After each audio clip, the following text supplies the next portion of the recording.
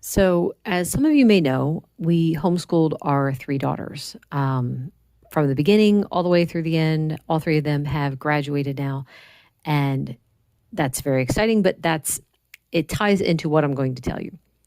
So, one of the subjects that I did with the girls, I can't remember what grade it was, but I had to do it three times because my girls are all in different grades. But it was a logic course. Now, I don't remember taking logic in school. Um, I don't remember them ever trying to teach critical thinking. It's here's what happened, here's what we're telling you. Do not question, what this is. This is how things work.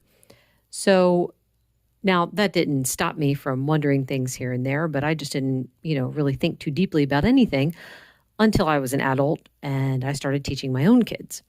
So critical thinking, I think, is so very important. So, anyway, in this logic course, there were so many different logical fallacies that they were teaching. There's like, red herring and straw man and tu quo q and stuff like that. This was fascinating to me. And once you start learning about it, first thing, you start seeing these logical fallacies when you're having conversations with other people. Second, you see yourself doing them. So, it's a bit like, oh, crud. I didn't realize that this was something that I do. So you do try to start making changes. But anyway, here's my point. So we also had to do this health curriculum. Now, the first two times I went through it with my two older daughters, I didn't really pick up the logical consistencies until I did it with my youngest daughter. And her and I are going through this thing, and left and right, we're picking out stuff. So, for example, they would be saying how important animal protein was, that it has all these nutrients, and it's going through all of these things that are only in animal proteins that you cannot get out of plants. And as they're saying how important it is, in the next breath, they tell you that you can get your protein from other sources, like beans and nuts. And I'm like, me and my daughter, we're both like, hang on a second. Why are they saying how important it is and then telling you that you should get your protein from another source?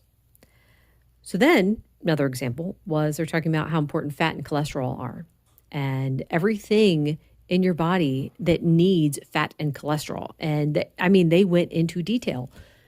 And then again, they said, get low-fat milk or skim milk, get low-fat dairy products, try to cut fat from your meat, et cetera, et cetera. And it's like, wait a minute. You're just telling us how important this is to our system, and then you're telling us to cut it out? Why in the world are you doing this? So now I'll take this to the diabetic side too.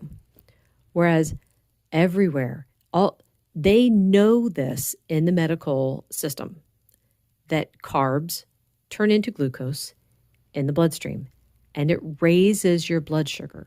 They know it. This is not a point that's argued.